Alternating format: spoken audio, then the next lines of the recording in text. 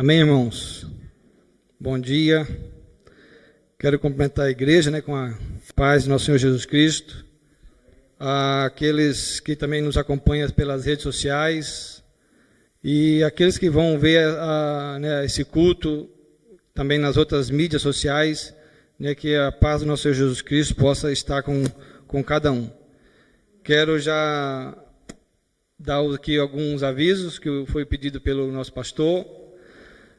Na próxima semana haverá a assembleia para a leitura dos relatórios financeiros da igreja e para também tratar de outros assuntos relevantes à nossa igreja. Então fica já dada aí a convocação para os irmãos, membros da igreja, para próximo domingo, depois do culto. Vai ser um culto mais rápido, para depois do culto fazermos aí a nossa Assembleia Geral aí da igreja. E também dar o abraço, o pastor pediu para dar um abraço à igreja em nome dele, que ele está já passando Servilha, e que ainda hoje dizer que quer chegar aqui no finalzinho do culto, mas quer chegar. E para poder dar um alô aí para os irmãos. Amém? Acho que de recado que era para dar era só isso. Amém.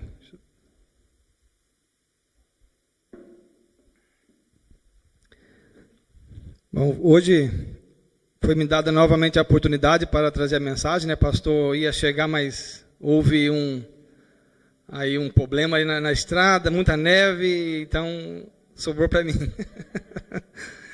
Aí ele pedi para apanhar esse púlpito aqui, eu coloquei aqui que assim é melhor, que a gente não vê as pernas tremendo da gente, Eu fui chegando ali na esquina, ali já começou a dar aquele frio na barriga, mas amém. Nós vamos estar trazendo aqui uma meditação na palavra de Deus, para a igreja. Eu convido os irmãos a abrir as vossas Bíblias no livro de Hebreus, no capítulo 12.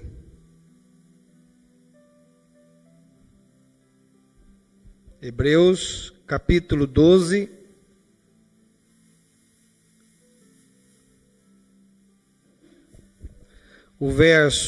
Vamos ler 3 versos, do 1 ao 3. Todo mundo já achou? Amém. Diz assim: portanto, nós também, pois que estamos rodeados de uma tão grande nuvem de testemunhas, deixemos todo o embaraço e o pecado que tão de perto nos rodeia, e corramos com paciência a carreira que nos está proposta. Olhando para Jesus, autor e consumador da fé, o qual, pelo gozo que lhe estava proposto, suportou a cruz, desprezando a afronta, e assentou-se à destra do trono de Deus. Considerai, pois, aquele que suportou tais contradições dos pecadores contra si mesmo, para que não enfraqueçais, desfalecendo em vossos ânimos. Amém. Até aí. Senhor Deus, Pai Todo-Poderoso, em nome de Jesus, queremos agradecer ao Deus por mais essa oportunidade que estamos aqui reunidos em comunhão com os irmãos para adorar o Teu nome, ó Deus. Tudo pertence a Ti, tudo foi feito para Ti. Assim como nós louvamos, nada, Senhor, seria se não fosse por Ti, ó Deus. Que o Senhor possa estar ministrando essa palavra em cada coração e que possamos sair aqui, ó Deus, cheio da Tua palavra, e que o Espírito Santo possa nos testificar a Tua verdade em nosso coração. É o que eu lhe peço em nome de Jesus. Amém. Foi me pedido o tema da mensagem e eu coloquei o tema Olhando para Jesus. Fica mais fácil, qualquer mensagem que nós for falar, é sempre olhando para Jesus. Então, assim, qualquer mensagem que eu for falar aqui, não fujo do tema, então. Então, a mensagem é Olhando para Jesus. E vamos estar meditando nesses versículos, 3 versículos aqui do capítulo 12 de Hebreus. E para entendermos um pouco aqui o contexto do que nós vamos estar falando, temos que saber, né, aquilo que o livro, né, está tratando. Então, aqui é um livro aos Hebreus, e nós sabemos, né, desde o Velho Testamento, todas as passagens bíblicas, a história, né, do povo judeu, um povo em que Deus, né, chamou, prometeu uma terra, né, prometeu ali a Abraão que ia abençoar a sua família, e assim foi tendo as suas gerações, chegou a Jacó, teve seus filhos, José foi vendido para, né, como prisioneiro, como escravo, para o Egito. No Egito chegou de escravo, mas também, né, Deus colocou ele como governador, né, do Egito. E depois foi a sua família, foram para o Egito, e a Bíblia diz que em torno de 70 pessoas, e em pouco tempo já estava uma grande nação ali dentro do Egito. E enquanto o faraó, que era conhecido de José, estava vivo, estava tudo bem. Mas morre o faraó, outro faraó assume, e o medo daquele faraó faz com que colocam esses hebreus como escravo.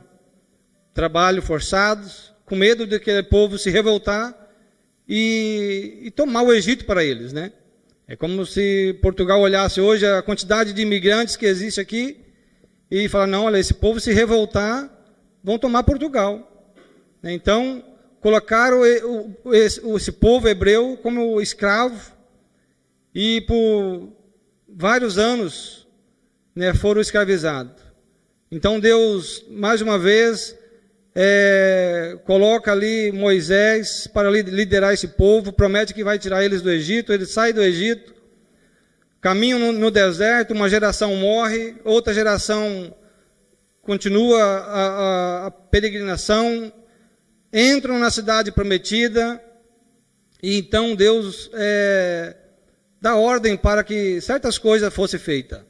Né? Dividiu por tribos, então dividiu as terras, e mandou fazer um templo para que eles adorassem ao Senhor, e nesse templo era feito sacrifícios, então tinha todo um ritual em que eles tinham que cumprir. Eles tinham que todas vezes ir lá sacrificar um animal para que aquele derramamento do sangue expiasse o seu pecado, mas esse sacrifício nunca era suficiente. Então tinham que voltar mais vezes, e assim foi por anos e anos aquele ritual. Ia ao templo sacrificar, fazia as suas orações, o sumo sacerdote entrar no lugar santo uma vez por ano para fazer ali a sua oração em prol da nação. Então era um povo que tinha um ritual, digamos assim, uma religiosidade. Era aquele povo religioso. E aí entramos no Novo Testamento, o ministério de Jesus Cristo. Né? Cristo veio, morreu por nós. Domingo passado eu falei sobre isso. Morreu por nós. O sacrifício de Cristo na cruz, né? Foi pago as nossas dívidas, os nossos pecados. E então esse povo hebreu que estava se convertendo ao cristianismo, estavam se convertendo no cristianismo, mas com um certo tipo de ritual ainda. Então é escrito aqui no livro de Hebreus, a finalidade desse livro é mostrar para esse povo a grandeza e a suficiência de Cristo Jesus. Dizer que o sacrifício de Cristo foi uma vez por todas, não preciso mais voltar ao templo para sacrificar animais. A grandeza de Cristo como o sumo sacerdote. Agora o sumo sacerdote do Antigo Testamento, que tinha que entrar uma vez por ano, num lugar que era único, só ele que entrava, ninguém podia entrar, que era separado por um grande véu, um grosso véu. E aqui mostra que Cristo é o nosso sumo sacerdote. Então, a finalidade desse livro é mostrar que, né, Cristo é tudo aquilo que o Velho Testamento figurava. O sacrifício dos animais, né, figurava, né, o que ia vir, o sacrifício, né, de Cristo, o Cordeiro Santo de Deus que tira o pecado do mundo. Então, aí entramos aqui no capítulo 12, no qual o texto diz: portanto, nós também, pois que estamos rodeados de uma tão grande nuvem de testemunhas, deixemos todo o embaraço e o pecado que tão de perto nos rodeia, corramos com paciência a carreira que nos está proposta. Em Hebreus, você vai ver no capítulo 11, é chamado os heróis da fé, quando o autor do livro está passando para esse povo pessoas que, pela fé, venceram, né? Pela fé conseguiram, pela fé chegaram à sua corrida, e com isso, são testemunhas.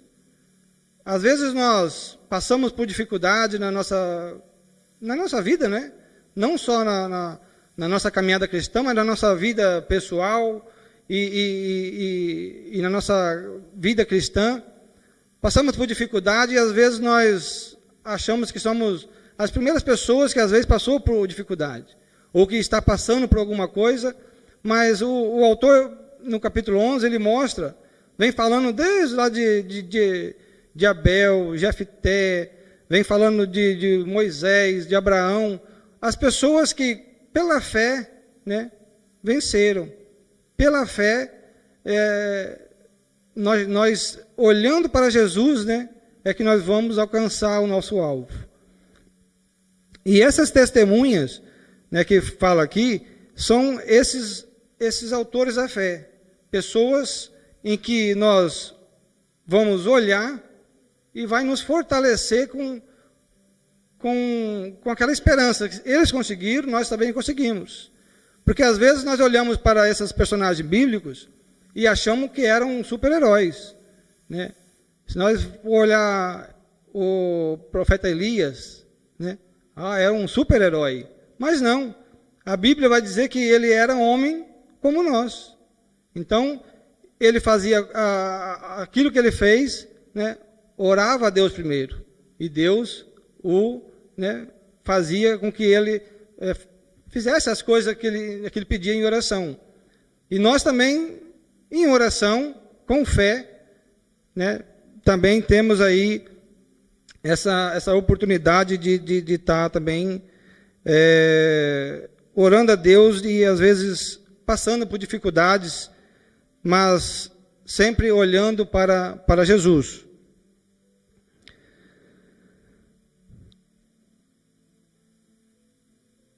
Aqui nesse primeiro versículo, nós passamos por alguma situação, né?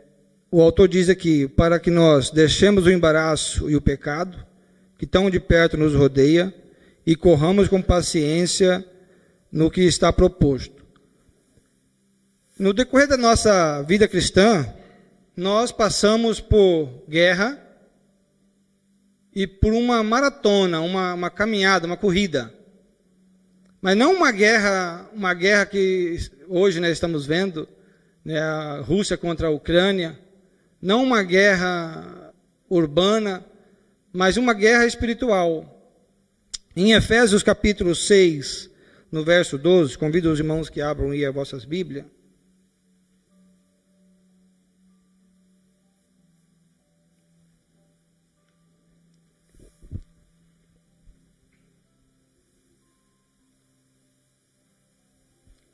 Efésios capítulo 6, o verso 12. Diz assim: porque não temos que lutar contra carne e sangue, mas sim contra os principados e contra as potestades, contra os príncipes das trevas deste século, contra as hostes espirituais da maldade nos lugares celestiais. E ele continua dizendo, portanto, tomai toda a armadura de Deus, para que possais resistir no dia mau, e havendo feito tudo, ficar firmes. Estais, pois, firmes, tendo cingido os vossos lombos com a verdade, e vestida a couraça da justiça, e calçado os pés na preparação do evangelho da paz, tomando sobretudo o escudo da fé, com o qual podereis apagar todos os dardos inflamados do maligno. Tomai também o capacete da salvação e a espada do Espírito, que é a palavra de Deus, orando em todo o tempo, com toda a oração e súplica, no Espírito, e vigiando nisso com toda perseverança e súplica por todos os santos. E por mim, para que me seja dada, no abrir da minha boca, a palavra com confiança, para fazer notório o ministério do Evangelho, pelo qual sou embaixador em cadeias, para que possa falar dele livremente, como me convém falar. Aqui o apóstolo Paulo falando, dando essa palavra de fortalecimento aos irmãos nessa carta. E acho que foi o pastor Marcos que uma vez pregando aqui estava falando sobre essa passagem, e ele disse que ele imagina que o Paulo estava escrevendo preso, e quando ele olha aqueles soldados que o cercavam, então ele dá essa descrição, o capacete, o escudo, a espada, que era a farda do soldado romano, Então ele usa daqueles artifícios para mostrar, o que cada coisa representava, O capacete, a couraça protegia aqui a parte do coração, a espada para avançar, Então a nossa luta aqui não é contra o outro, Mas é contra as potestades. Nós estamos o nosso dia a dia, rodeado com tentações, é o abrir de uma televisão, são novelas com coisas que às vezes não agradam a Deus, às vezes num filme, às vezes no telemóvel. Então, a nossa vida, o nosso redor, temos todas essas tentações que no nosso dia a dia temos que estar mesmo aí usando essa farda, em que Paulo nos ensina, para que nós possamos estar firme, na palavra de Deus, firme, com o Evangelho de Jesus Cristo. E a corrida,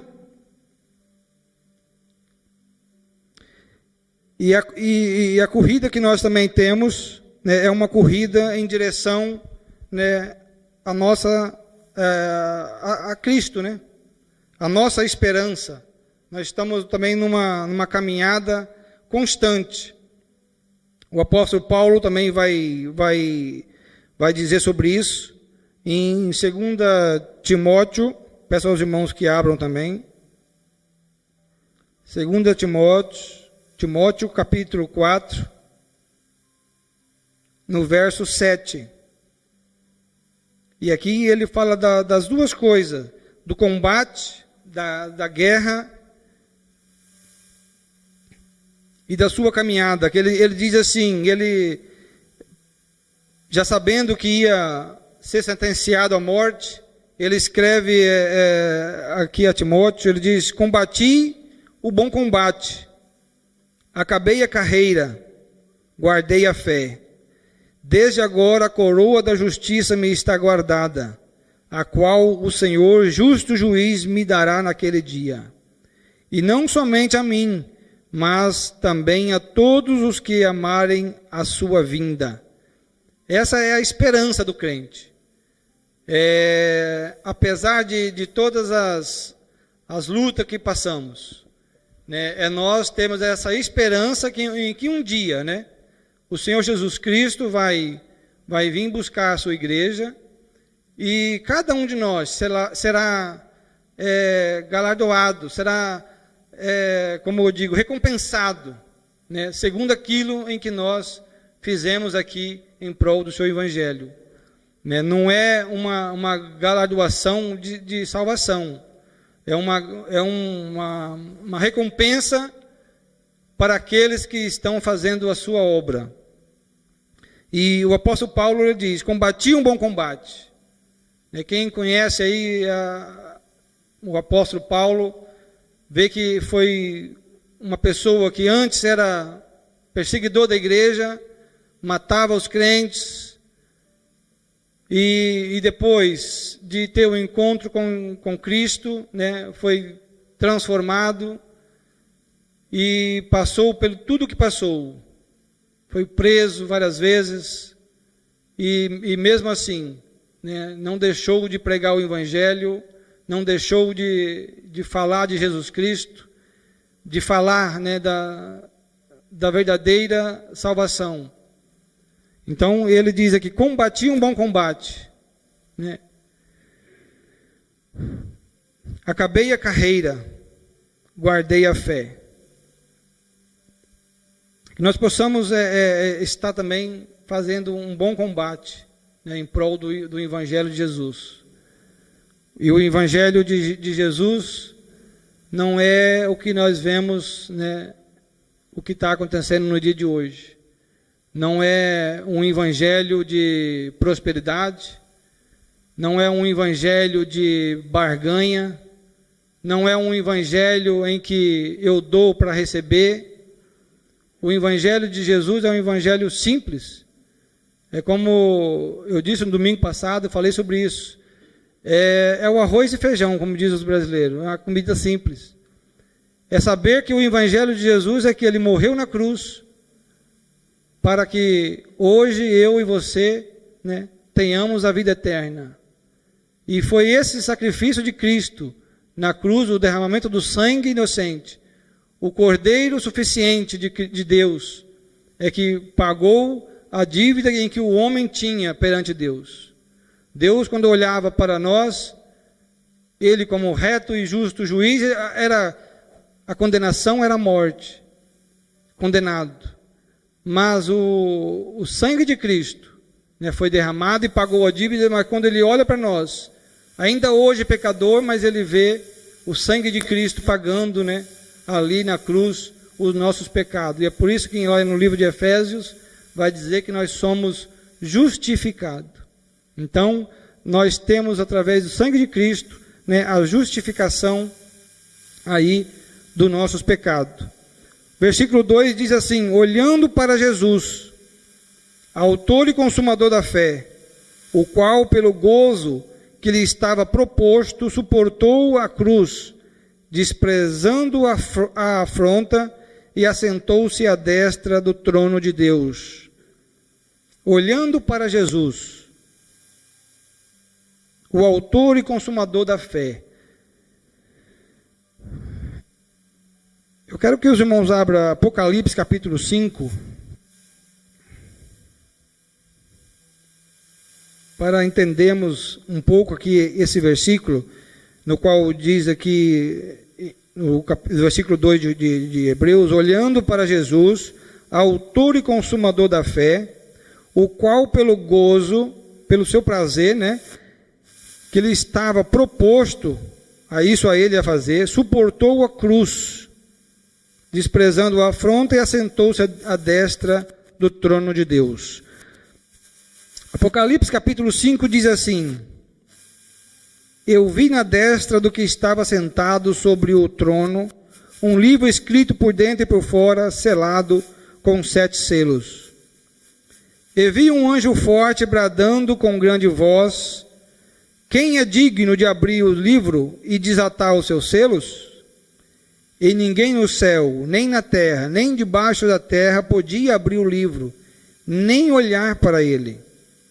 E eu chorava muito, porque ninguém fora achado digno de abrir o livro, nem de o ler, e nem de olhar para ele. Até aí. Essa é uma visão que o apóstolo João, exilado na ilha, teve a visão, né, do Apocalipse, e aqui o capítulo 5 é uma visão em que ele teve, em que ele olha, né, ele vê, né, à destra do que estava sentado sobre o trono, um livro escrito por dentro e por fora, selado com 7 selos. E vê o anjo, né, bradando, procurando alguém digno de abrir esse livro, de desatar os selos. E então é feita uma análise, nem no céu, nem na terra, nem debaixo da terra havia ninguém digno. E quando olhamos para o Velho Testamento, e no livro de Hebreus também vai dizer que todo o Velho Testamento é sombra daquilo que havia de vir. Então, todo o Velho Testamento é uma figura de Cristo. Todas as passagens do Velho Testamento estão, de uma forma ou de outra, mostrando futuramente o que havia de vir, que é Cristo Jesus, né, o seu sacrifício. E quando nós vemos em Levítico, nós vamos ver uma passagem que Deus, quando Deus divide as tribos, Deus dá a cada tribo uma função e estipula as leis. Uma das leis, quando foi dividida as terras, era que a terra nunca poderia ser vendida perpetuamente. Eu poderia vender a minha propriedade, mas quem comprasse teria que estipular um outro valor para que eu futuramente, ou um parente mais próximo meu, pudesse resgatar essa propriedade. E quando o apóstolo João tem essa visão, ele tem essa visão a nível da propriedade, a nível do ser homem, né? Ser homem, homem ou mulher, né? O ser. Ele vê que essa propriedade está ali, né? Foi vendida, no caso, o homem quando pecou, né? Ele está destituído da glória de Deus. Ele, para chegar a Deus, para chegar à salvação, por ele só não é suficiente. O apóstolo Paulo em Romanos vai dizer que o homem não consegue chegar a Deus, porque o homem por si é um ser pecador. Então ele diz, olha, não há um justo sequer, não há quem busque a Deus, todos pecaram e todos estão destituídos da glória de Deus.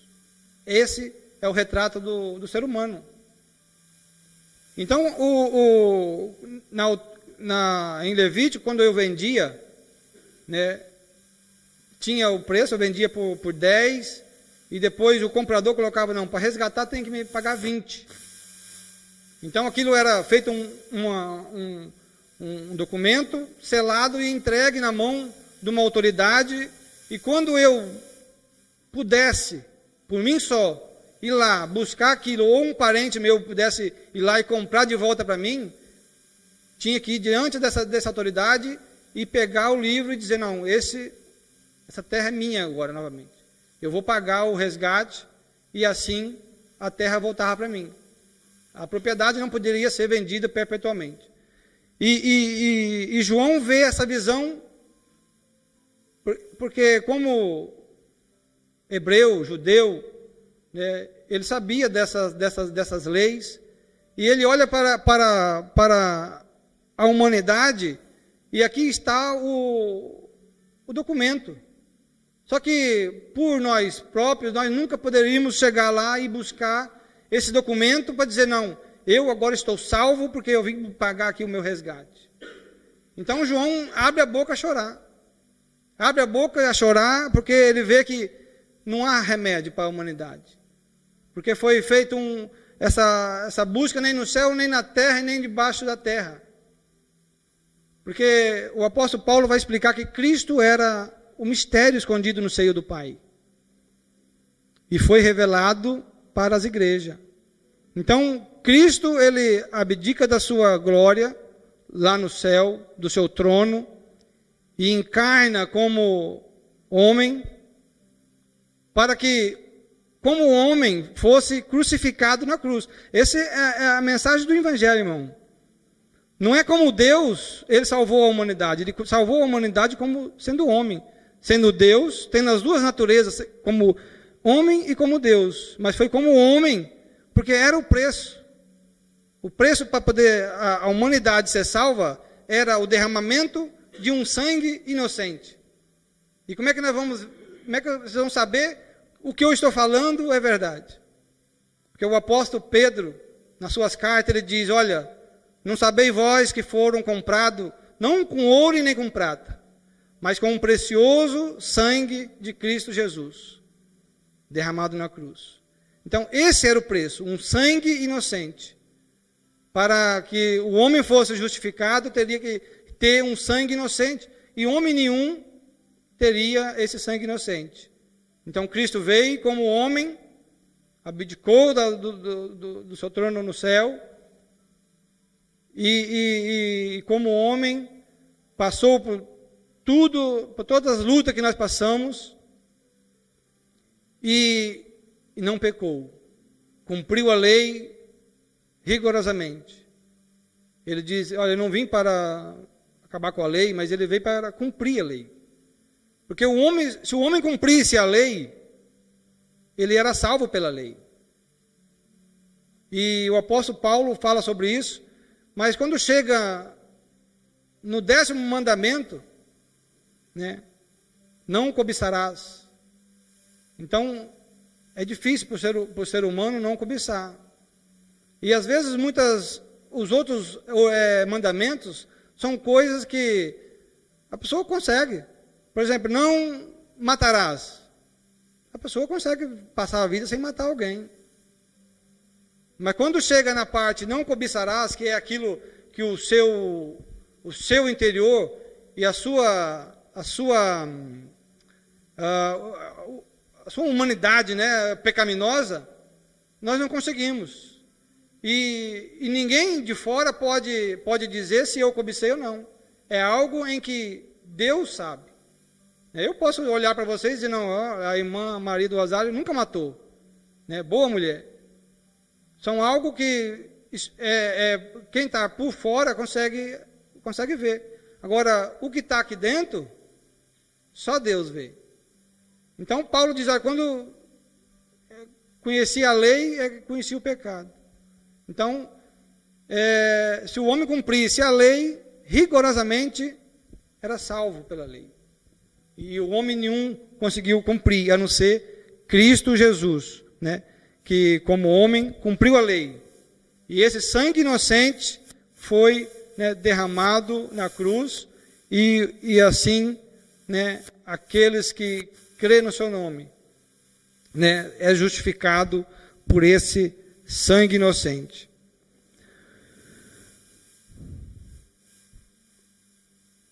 Versículo 3: Considerai, pois, aquele que suportou tais contradições dos pecadores contra si mesmo, para que não enfraqueçais, desfalecendo em vossos ânimos.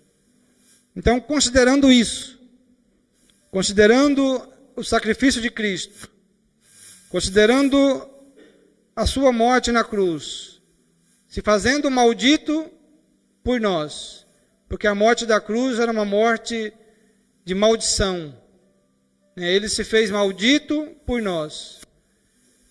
Considerando o versículo 11 que nós falamos, a fé, né, de homens em que no decorrer de toda o Velho Testamento, nós temos aí as histórias, né, bíblicas de homens que venceram pela fé, em que, né, orando a Deus, não desanimaram, não voltaram atrás. Que possamos assim também nós também estar firme e podendo ter luta, podendo ter barreiras para ultrapassar, mas olhando, né, para Jesus, né, que é o autor e consumador da nossa fé. Nós somos tão fracos que nem a fé é nós que produzimos. É o Espírito Santo de Deus, né, em nosso coração que vai nos, né, fortificar essa fé, que nos dá essa fé, para que nós possamos crer né, no Filho de Deus, crê naquele que morreu por nós, crê naquele que é o nosso Senhor e Salvador, e que crê, né, que tudo isso possamos também vencer nessa caminhada cristã, e que possamos estar falando, né, igual Paulo, né, combati um bom combate, né, terminei a carreira e guardei a fé, sabendo que um dia Cristo virá buscar-nos e que seremos, né, ali com Ele, né, para toda a eternidade.